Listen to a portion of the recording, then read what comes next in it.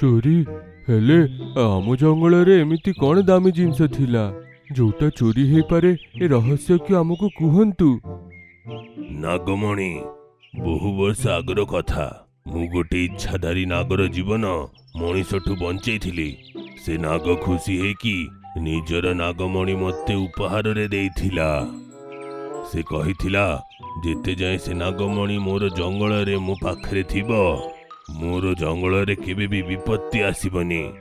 ମୁଁ ସେ ନାଗମଣିକୁ ପୁରୁଣା ଗୁଫାରେ ରଖିଥିଲି। ତା ବିଷୟରେ କାହାକୁ ଜଣା ନଥିଲା, ହେଲେ ଏବେ ସେଟା ନିଖୋଜ। ତେବେ ସେଇଠି ଉପସ୍ଥିତ ଥିବା ଢୋଲୁର ଭାଇ ମୋଲୁ କହିଲା, ମହାରାଜ, ଅନ୍ୟ ଜଙ୍ଗଲରୁ ଆସିଥିବା ଶିପୁ ଆଉ ଲୌମି ଆଜି ସକାଳରୁ ଦିଶୁନାହାନ୍ତି। ଏମିତି ନାହିଁ ତ ସେମାନେ ଅନ୍ୟ ଜଙ୍ଗଲର ଗୁପ୍ତଚର ହେଇଥିବେ। ସେମାନେ ହିଁ ସେ ନାଗମଣିକୁ ନେଇ ଯାଇଥିବେ। ସିଂହ ରାଜା ମନ ଦୁଃଖ କରି କହିଲେ, ସେ ଇଚ୍ଛାଧାରୀ ନାଗ ପ୍ରତ୍ୟେକ ମାସରେ ନିଜ ନାଗମଣିକୁ ଦେଖିବାକୁ ଆସୁଛି। ଏଥରେ ଯେତେବେଳେ ସେ ନିଜ ନାଗମଣି ଦେଖିବାକୁ ଆସିବ, ମୁଁ ତାକୁ କ'ଣ ମୁହଁ ଦେଖେଇବି?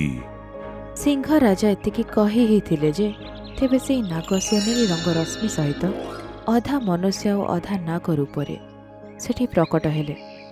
କ'ଣ ହେଲା ଜଙ୍ଗଲର ରାଜା?